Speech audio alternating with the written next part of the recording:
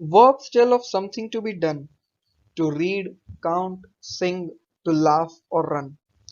यानी verbs किसी क्रिया के बारे में बताते हैं, जैसे read यानी पढ़ना, count यानी गिनना, sing यानी गाना, laugh यानी हंसना, run यानी भागना। तो चलिए verbs के बारे में थोड़ा डिटेल में देखते हैं।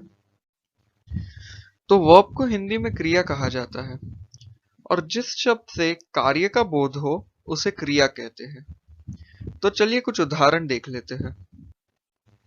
तो पहला उदाहरण है राइट यानी लिखना, फिर ईट यानी खाना, फिर वॉक यानी चलना, प्ले यानी खेलना, या स्लीप यानी सोना, वो भी एक क्रिया है, भले उसमें कुछ काम नहीं करते हम लोग। और रीड यानी पढ़ना।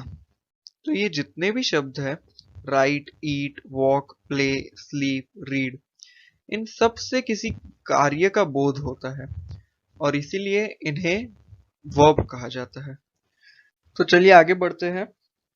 How things are done the adverbs tell, slowly, quickly, loudly और वेल। तो how things are done the adverbs tell यानी चीजें कैसे हो रही है वो एडवर्ब्स बताते हैं।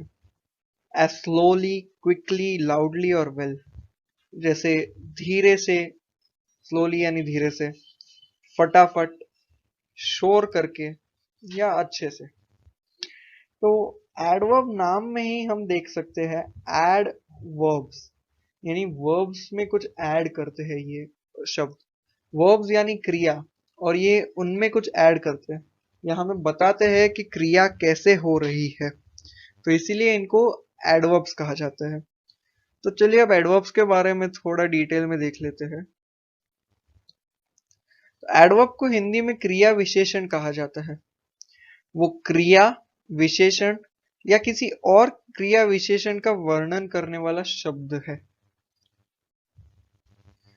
तो चलिए कुछ उदाहरण देख लेते हैं। तो पहला उदाहरण, ही रैन क्विकली यानी वो तेजी से भागा। तो ये क्विकली शब्द हमें वो कैसे भागा वो बताता है। तो क्विकली भागने का कुछ वर्णन करता है, कैसे भागा, फटाफट भागा, तो इसलिए क्विकली एक एडजेक्ट एडवर्ब है। वैसे ही अब दूसरा उदाहरण, the pizza was too hot to eat, यानी पिज्जा इतना गर्म था कि हम उसे खा नहीं पाते। तो इसमें ये हॉट जो शब्द है वो पिज्जा का वर्णन कर रहा है और पिज्जा क्या है, नाउन। तो नाउन का वर्णन करने वाला शब्द क्या है, एडजेक्टिव, यानी हॉट यहाँ पे एक एडजेक्टिव है या विशेषण है। और ये टू शब्द है यानी बहुत, वो हॉट का वर्णन कर रहा है, बहुत गरम, वो गरम का वर्णन कर रहा है। तो यहाँ पे ये टू शब्द किसी विशेषण का वर्णन कर रहा है। तो देखिए ऊपर परिभाषा में, क्रिया विशेषण या किसी और क्रिया विशेषण का वर्णन करने वाला शब्द। तो इसीलिए क्योंकि ये टू एक विशेषण का वर्णन कर रहा है, यह भी एक क्रिया विशेषण है। और तीसरा उदाहरण, Joe's grandmother drives very slowly, यानी जो की दादी बहुत धीरे गाड़ी चलाती है। अब यहाँ स्लोली यानी धीरे से, वो एक क्रिया विशेषण है। क्यों? क्योंकि वो एक क्रिया का वर्णन कर रहा है और क्रिया कौन सी है, गाड़ी चलाना, ड्राइव करना। तो स्लोली एक क्रिया विशेषण है। अब ये वेरी शब्द जो है वो हमें स्लोली के बारे में कुछ बताता है। जैसे वेरी यानी बहुत, तो वेरी स्लोली यानी बहुत धीरे से।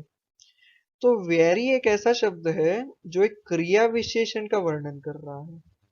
तो इस उदाहरण में जो क्रिया विशेषण है वो किसी और क्रिया विशेषण का वर्णन कर रहा है। तो परिभाषा में देखिए कि क्रिया विशेषण किसी क्रिया विशेषण या किसी और क्रिया विशेषण का वर्णन करता है। तो हमने तीनों उदाहरण देख लिए। पहले उदाहरण का क्रिया विशेषण किसी क्रिया का वर्णन कर रहा था, दूसरे उदाहरण का क्रिया विशेषण किसी विशेषण का वर्णन कर रहा था, और तीसरे उदाहरण का क्रिया विशेषण किसी और क्रिया विशेषण का वर्णन कर रहा है। तो हमने क्रिया विशेषणों के बारे में तो कुछ जान लिया, अब आगे बढ़ते हैं।